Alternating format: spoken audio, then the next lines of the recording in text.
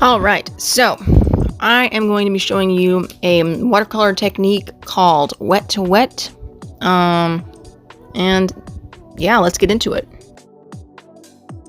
So what I like to do now, it's not really a step, it's just more of a preference. I like to make a palette, especially if I have more of one color than I do of another color.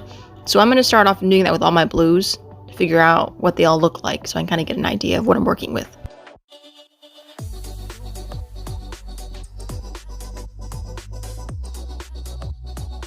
Alright, now that we've done that, let's get to step one. Okay, so the first thing we're going to start off by doing is wetting our brush. And like, look at that. See how much is dripping? Like, it needs to be drenched. And I already treated this paper, and I'll probably do another video showing you how to do that. But besides that, we're just going to get the whole thing wet. And if you want, you could cover parts of your paper with paper towels so the whole thing doesn't get wet. If you wanted to save characters like I'm doing. This is just like a option. You don't have to do this. And yeah, we're just going to get all of the paper that we want to have the technique, we're going to get wet. Make sure you get it like sopping wet, because if not, it won't work.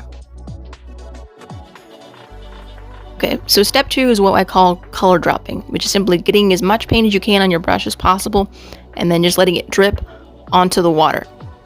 But it needs to be a lot of color, because see how it's forming little puddles? It has to be full of color.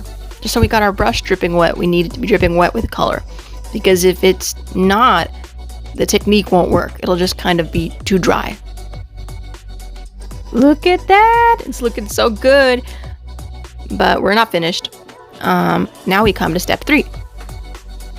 So this is literally my favorite part. You're just going to take regular table salt. Doesn't really matter. You're just going to sprinkle that all over your painting. But you have to do this fast while your painting's still wet, because if not, it'll just stick there and then it won't do anything. And now I'm going to go let this dry, and we'll be right back. Alright, so that's pretty much the technique. If you want, you can add some more detailing. That's what I did. Or you can also shake off the salt. You don't have to. I just prefer to, because I like the way it creates a smoother texture. But yeah, this is wet on wet watercolor technique.